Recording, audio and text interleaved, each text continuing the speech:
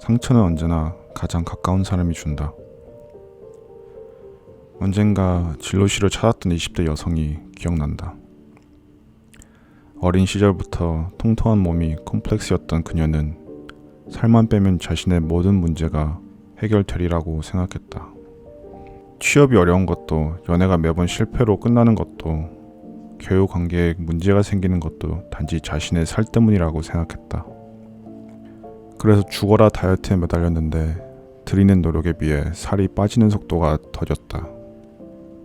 그녀는 점심을 먹고 친구를 만나도 이미 밥을 먹었다 라는 말을 하지 못했다. 친구 혼자 점심을 먹게 하는 게 미안하다는 이유였다. 저녁이라고 별 다를까? 자신이 다이어트 중이라는 말을 입 밖으로 꺼내는 게 상대를 불편하게 한다는 생각에 식사 요청을 거절하지 못했다. 심지어 하루에 같은 식사를 2번씩 먹는 경우도 있었다. 그러니 체중이 줄 리가 없었다. 그러던 어느 날 그녀가 큰 용기를 내서 주변 사람들에게 다이어트 사실을 공표했다. 자신이 살을 빼기로 마음먹고 다이어트 클리닉도 다니고 있다고 고백했다. 문제는 여태까지 클리닉을 다닌 결과가 그거야? 아니, 진작 말을 하지. 다이어트 중이라고 말을 했으면 굳이 모임에 나오라고 하지 않았을 텐데 라는 주변의 반응이었다. 친구들이 제가 뚱뚱하다고 무시한 게 맞죠? 저 정말 상처받았어요. 보란듯이 날씬해져서 복수해줄 거예요. 다시는 저를 얕보지 못하게, 함부로 대하지 못하게 만들 거예요. 안타깝지만 그녀의 상처는 그녀 스스로 만든 것이다. 평소 자신이 친구들에게 배려와 친절을 많이 베풀었으니 지인들 역시 그대로 돌려줄 것이라는 기대가 만든 상처다. 이렇게 생각해보라. 당신은 지금 새로 산 하얀 신발을 신고 외출했다. 그런데 길을 가다가 모르는 사람이 그 신발을 밟았다. 당연히 화가 나고 짜증이 나겠지만 마음에 생채기를 입히지 않는다. 상대에 대한 어떤 기대도 없었기 때문이다. 하지만 당신과 친한 사람이 신발을 밟고 미안, 몰랐어. 인상 좀 펴라. 뭐 그런 거 가지고 그래. 라고 이야기하면 감정이 복잡해진다. 밟힌 신발이 문제가 아니라 내 마음과 감정을 읽어주지 않는 상대에 대한 원망이 스스로에게 상처를 주는 것이다. 아마 상대는 당신이 스트레스를 받고 있다는 사실조차 인지하지 못할 가능성이 크다. 우리가 어린 아이에게 경제적인 보상, 칭찬과 격려, 배려를 바라지 않는 것은 상대에게 그러한 기대가 없기 때문이다. 그들은 보호하고 배려해야 할 대상이지 기대고 의지해야 할 대상이 아니다. 이것이 바로 서툴기 그지없는 아이의 편지 한 통에도 감동받는 이유다. 바라는 게 없으면 실망도 없다. 기대가 없으면 상처도 없다. 사람 관계라는 것이 이처럼 단순, 담백하면 얼마나 좋겠는가. 하지만 현실은 그렇지 않다.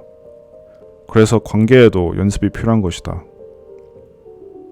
만약 상대에게 아주 작은 대가라도 바란다면 정확하게 무엇을 원하는지 말을 해야 한다. 이해와 배려, 경제적인 어떤 것, 하다못해 따뜻한 말 한마디, 그 무엇이라도 좋다. 말하지 않으면 상대는 당신이 상처를 받은 사실조차 모른다. 가해자는 없는데 피해자만 있는 상황이 벌어진다. 그러니 능동적인 사람이 되는 것을 두려워하지 마라. 상대가 원하지도 않은데 혼자 잘해주지 마라. 내가 좋아서 베푼 친절이 상대는 물론 나 자신에게 상처로 돌아오게 만들지 마라. 만약 서운한 감정이 들 것 같으면 미리 당신이 원하는 것을 말하라. 그래도 관계는 절대 망가지지 않는다. 타인에게 기대하고 지치기를 반복하는 사람은 결국 언젠간 상처가 골마 터지기 마련이다. 더 심각해지기 전에 혼자만의 노력을 멈추고 자신에 대해 다시 생각하는 시간을 가져야 한다. 이제 당신은 당신에게 상처를 주는 관계로부터 자신을 보호할 필요가 있다. 이 책이 관계에 지친 이들에게 완벽한 처방전이 될 수는 없겠지만 한 알의 비타민 혹은 영양제처럼 곁에 두고 복용하는 심리 캡슐이 되기를 바란다. 상대에게 의존하고 집착하려는 마음, 타인의 평가에 민감하게 반응하는 마음, 모두에게 인정받고 사랑받고 싶은 마음이 들 때마다 들춰보며 조금 단단해진 마음을 발견하기를. 혼자 상처받은 일은 그만할 때도 됐다. 당신은 왜 상처를 받을까요? 제가 인생을 잘못 살고 있는 것 같아요. 얼마 전 진료실에서 만난 한 30대 여성의 말이다. 그녀는 그저 좋은 친구, 착한 딸, 멋진 선배, 예의 있는 후배, 능력 있는 동료, 무엇보다 말이 통하는 따뜻한 사람이 되고 싶었다고 한다. 특별한 무언가를 바란 게 아니라 아무에게도 피해주지 않는 사람이고 싶었다는 것이다. 하지만 그녀에게 돌아온 것은 상처뿐이었다. 어느덧 주변 사람 모두가 그녀의 희생과 배려를 당연한 것으로 받아들이기 시작한 것이다. 그녀의 마음에 생채기를 낸 것은 자신이 필요할 때만 연락하고 정작 도움이 필요할 때는 외면하는 친구도, 자신의 성과를 깎아내리는 상사도, 자신의 기분과 감정을 무시하는 연인도 아니다. 뚜렷한 원인을 알 수 없는 서서히 자신의 주변을 감싸고도 불편한 감정이 문제다. 이런 경우 알 수 없는 서운함과 이유 모를 소외감을 호소하는 경우가 많다. 주변 사람들은 변한 게 없는데 내면의 감정 변화가 시작된 것이다. 이런 현상은 자신의 욕구보다 갈등 없는 관계가 중요한 사람, 그래서 자신과의 소통이 단절된 사람에게서 자주 나타난다. 농부는 밭을 갈 때 힘 좋고 일 잘하는 소가 아니라 묵묵히 말 잘 듣고 잘 따르는 순한 소에게 쟁기를 맨다고 한다. 젊고 힘이 좋지만 쟁기 끌기를 거부하며 자신의 뜻에 반하는 소와 씨름하느니 조금 서툴고 느리더라도 말을 잘 듣는 소에게 쟁기를 매는 게 편하기 때문이다. 분란과 갈등이 두려워서 상대방의 요청을 잘 거절하지 못하는가? 단호하게 의견을 이야기하면 버릇 없다는 소리를 들을 것 같고 친절하게 굴지 않으면 미움받을 것 같다고 생각하는가? 상대에게 부담을 주기 싫어서 부탁도 제대로 하지 못하고 행여 일에 방해가 될까 싶어 약속 시간조차 마음대로 변경하지 못하는가? 안 된다, 불가능하다, 어렵다 라는 이야기 대신 최선을 다해보겠다, 가능하게 노력해보겠다, 상사와 논의해보겠다 라고 말하지는 않는가? 자신은 상대를 배려하는 차원에서 매몰차게 이야기를 못하는 것이라고 말하지만 이는 사실이 아니다. 항상 사람들에게 이용만 당하고 중요한 순간엔 소외된다고 말하는 사람 역시 마찬가지다. 본인 스스로 일을 자처해놓고 혼자 모든 것을 안고 가는 상황을 만들어 놓고 막상 일이 닥치면 혼자 상처받는 일은 그만할 때도 됐다. 나는 상대를 이만큼 생각하고 배려하는데 왜 그 사람은 내 마음을 조금 더 알아주지 않는 거지? 왜 나의 친절을 당연한 일로 받아들이는 거지? 라는 생각에 혼자 절망과 좌절, 분노와 소외감에 잠식당하는 행동을 멈춰야 한다. 분노와 외로움, 소외감과 배신감 등의 감정은 주변의 무관심이 아니라 내 편이라고 생각했던 사람, 나를 챙겨줄 사람이라고 기대했던 상대가 외면할 때 생기는 경우가 많다. 내가 이 정도 했으니 상대도 저 정도는 해주겠지 라고 생각하지 마라. 사람의 관계에도 패턴이라는 게 있어서 한번 취하는 사람은 계속 취하고 빼앗기는 사람은 계속 실하게 된다. 거절이 어렵다면 이것 하나만 기억하라. 당신이 지금 밀어내려고 하는 것은 상대방의 인격이나 그 사람이 아니라 부당한 상황과 어쩔 수 없는 현실일 뿐이라는 사실을. 상대의 문제를 나의 문제로 혼동하지 마라. 개 중에는 상대에게 상처를 줄까봐 말을 돌려하는 사람도 있다. 정말 상대에게 상처나 피해를 주지 않기 위해서는 무엇보다 자신의 생각을 제대로 표현할 줄 알아야 한다. 미국의 국민 배우라고 불리는 모건 프리맨이 한 기자의 인터뷰를 했을 때의 일이다. 제가 당신을 검둥이라고 부르면 어떤 상황이 벌어지나요? 아무 일도 일어나지 않습니다. 인종차별적인 발언인데 문제가 없다는 말씀이신가요? 그건 저한테 문제가 있는 게 아니라 검둥이라는 잘못된 단어를 사용한 그 사람에게 문제가 있는 거니까요. 상대의 문제를 자신의 문제로 혼동하지만 않아도 상처받은 일은 현저히 줄어든다. 자신의 에너지를 타인의 감정을 살피는 데 허비하지 않으면 타당한 비판을 수용하지만 부당하고 일방적인 비난으로부터는 자신을 보호하는 힘을 갖게 된다. 모든 관계는 주고받는 것이다.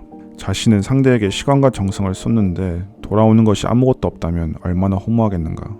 친구, 연인, 가족, 지인 등 모든 관계에서 한쪽의 일방적인 희생만으로는 관계가 지속될 수는 없다. 진짜 친구는 어려울 때 외면하지 않는 친구가 아니라 내가 정말로 잘 되었을 때 진심으로 축하해주고 함께 기뻐해주는 사람이다 라는 말이 있다. 맞는 말이라고 생각한다.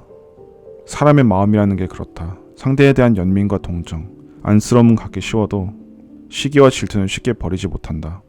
가깝고 친한 사이일수록 더 그렇다. 만약 당신이 누군가에게 최선을 다했는데 돌아오는 게 상처뿐이라면 굳이 그 인연을 더 이상 끌고 갈 필요 없다. 그들이 당신의 친절과 배려를 밀어낸 것이지 당신이 그들을 외면한 것이 아니다. 당신의 진심이 잘못된 게 아니라 그것을 제대로 받아들이고 되돌려주지 못하는 상대의 잘못이다. 그 사람이 당신의 친절과 호의를 받을 자격이 없는 사람이었을 뿐이다. 지금이 아니라도 떠날 사람을 떠난다. 안다. 당신은 그 누구보다 열심히 살아왔고 매 순간 최선을 다해왔다. 지금까지 그래왔고 앞으로도 그럴 것이다. 다른 사람을 배려하고 민폐를 끼치지 않으려는 그 마음은 칭찬받아 마땅하다.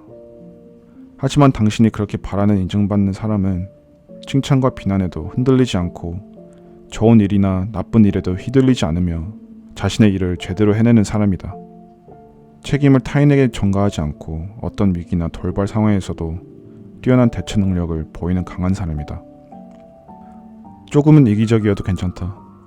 가끔은 상대에게 기대를 외면해도 괜찮다. 한 번쯤은 거절해도 괜찮다. 때로는 욕을 먹어도 괜찮다. 지금껏 한없이 친절했던 당신이 조금 변했다고 외면할 사람이라면 지금이 아니라도 언제든 떠날 사람이다. 더는 혼자 잘해주고 상처받지 마라. 상대가 원하지 않는 배려를 베풀고 되돌아오지 않는 친절을 기대하지 마라. 당신은 충분히 행복할 자격이 있는 사람이고 지금보다 더욱 사랑받고 보호받아야 하는 존재다. 그러니 사람이나 관계에 의존하고 집착하기보다는 현상과 문제에 집중하려는 마음을 가지자. 상대의 기분에 휘둘리는 자신을 발견한다면 당면한 문제로 관점을 전환하려는 노력을 기울이자. 상대의 감정에 맞춰진 관심에 초점을 나의 감정으로 되돌리기만 해도 기분에 휘둘리지 않고 상황에 매몰되지 않는 건강한 관계 맺기가 가능해진다.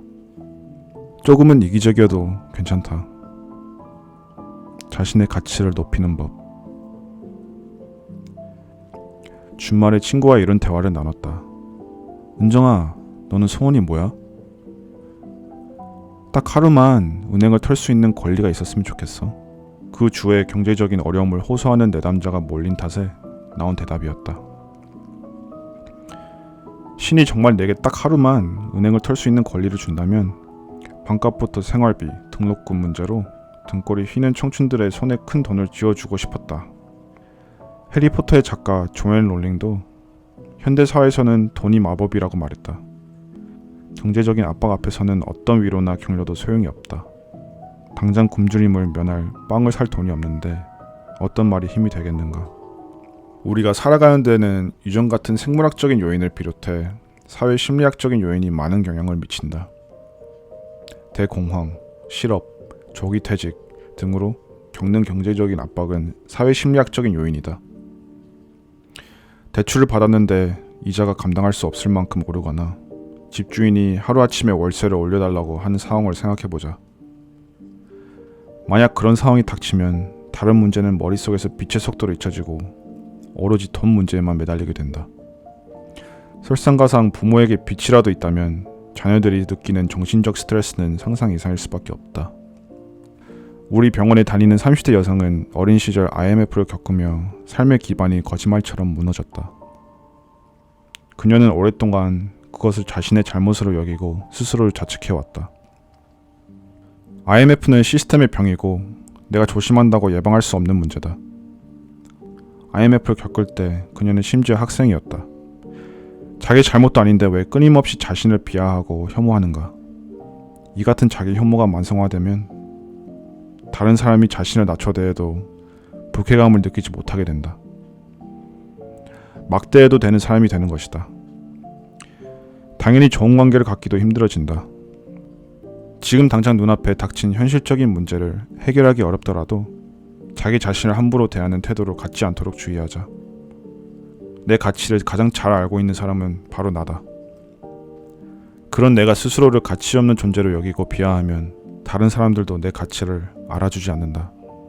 가끔은 나를 최우선에 두어도 된다.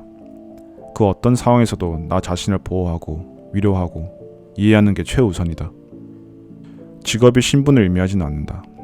다이어트 클리닉의 특성상 20대와 마주하며 대화하는 일이 많은데 식이요법에 실패하는 원인 중 빼놓을 수 없는 것이 취업 스트레스다. 구직난 속에서 겨우 취업을 해도 미래가 보장되지 않는 계약직으로 사회생활을 이어나가는 경우가 태반이다. 어떤 친구는 비정규직이나 하려고 힘들게 공부하고 부모님 등골을 휘게 만든 게 아닌데 라며 한참 울고 가기도 했다. 비정규직이나 계약직이 의미가 있으려면 정규직으로 가는 통로가 있어야 하는데 지금 우리의 현실은 그렇지 못하다. 청춘은 마음의 골병이 들 수밖에 없고 나는 항상 이 문제를 어떻게 해결해 줄 수 있을까 고민하게 된다. 사회 구조를 아예 개선할 수 있으면 좋겠지만 그건 내 능력 밖의 일이니 안타까울 뿐이다. 보통 회사들은 채용한 인재가 업무와 잘 맞는지 회사에 적응은 잘 하는지 테스트하기 위해 계약직을 활용한다. 여기서 관점을 바꿔보자. 회사의 입장이 아닌 인재 입장에서도 계약직 기간은 회사가 자신과 잘 맞는 곳인지 얼마나 많은 것을 보고 배울 수 있는 곳인지 테스트하는 기간이다. 계약직으로 있는 시간을 활용할 수 있는 것은 회사뿐만이 아니란 뜻이다. 무슨 일이든 당한다고 생각하면 무기력해지고 기분이 상하지만 주체적으로 한다고 생각하면 뜻밖의 가치를 챙길 수 있다. 많은 사람이 계약직, 정규직, 비정규직을 자신의 신분으로 여긴다. 정규직이 아니면 인생이 망한 것처럼 여기는 사람도 있다. 하지만 사회에 나온 대부분의 사람은 계약직을 거친다. 선망의 직업인 의사도 인턴과 레지던트 시기를 겪는다. 아무리 작은 병원이라도 직원들에게 3개월 정도 수습 기간을 거치게 한다. 계약직은 어디까지나 사회로 진출하는 데 필요한 포지션일 뿐이다. 계약직은 한 개인의 가치 또는 존엄성을 나타내는 말이 아니다. 계약직으로 채용된다고 인생이 계약직인가? 정규직으로 채용된 사람들은 정규직이고 자의 가치나 존엄성은 상위 개념이며 직업은 그것의 하위 개념이다. 이 둘을 같은 층에 놓지 않은 지혜를 가져야만 자존감에 상처를 입지 않을 수 있다. 내일을 기약할 수 없는 상황은 인간이라면 누구에나 공통적으로 주어진 여건이다. 비정규직에서 정규직이 될 수 있듯 언제든 정규직에서 실업자가 될 수 있는 시대다. 시시각각 변하는 환경에서는 스스로를 함부로 대하지 않는 자세가 가장 중요하다. 당장 정규직이 되는 것보다 훨씬. 지금은 포기할 때가 아니다. 부모 세대는 지금처럼 경쟁이 심하지도 않았고 기회도 적지 않았다. 반면 지금의 청춘은 환경 자체가 부모 세대보다 한참 불리하다. 그렇다 보니 시작하기도 전에 포기하는 사람이 많다. 심지어 7포 세대라는 말까지 등장했다. 7가지를 포기했다는 의미다. 도대체 무엇을 포기해야 7포 세대가 될 수 있을까? 인터넷에서 찾아보니 연애, 결혼, 출산, 내 집 마련, 인간관계, 꿈, 희망을 포기하는 것이라고 한다. 왜 시작하기도 전에 포기 뒤에 숨어버리는가? 거부당하기 전에 먼저 거부하는 것은 자존심을 지키기 위해 자존감을 포기하는 어리석은 짓이다. 다재다능한 젊은이들이 집이 없어서 결혼을 못해요. 키가 작아서 연애를 못해요. 취업을 못해서 다른 건 꿈도 못 꿔요. 같은 말 할 때마다 정말 안타깝다. 나는 집이 없어서 결혼을 못해. 난 빚이 있으니 아이는 안 낳을 거야. 이런 식의 일반화로 자신의 미래를 단절시키지 말자. 부정적인 생각은 뿌리가 깊어 쉽게 없어지지도 못할 뿐더러 조그만 상황이 안 좋아져도 불쑥 튀어나온다. 스스로 인생의 낙인을 찍고 가능성을 차단할 필요는 없다. 집이 없어서, 키가 작아서, 취업을 못해서 라고 항변하는 것은 더 이상 상처받고 싶지 않다는 또 다른 표현이다. 회피와 부정이라는 방어 기제를 꺼내들어 불안을 잠재우기 위함이다. 인간의 뇌는 익숙한 것을 쫓는다. 좌절과 실망을 자주 경험하면 어느새 견딜만한 것, 버틸만한 것으로 간주한다. 상황을 돌파할 기회가 와도 불안한 현실에 안주하려 든다. 또 다른 좌절을 경험하는 것보다 불안하고 불편해도 익숙한 환경을 더 편하게 느끼기 때문이다. 부정적인 생각이 불러오는 무기력이 무서운 이유다. 나 자신을 스스로 존중하지 않으면 아무도 나를 존중해주지 않는다. 나 자신을 스스로 귀하게 여기지 않으면 그 누구도 나를 귀하게 여기지 않는다. 지금의 현실에서 벗어나고 싶다면, 조금이라도 다른 삶을 살고 싶다면 스스로에게 쏘는 비난과 부정의 화살을 멈춰야 한다. 고통은 타인에게 맞는 첫 번째 화살로도 충분하다.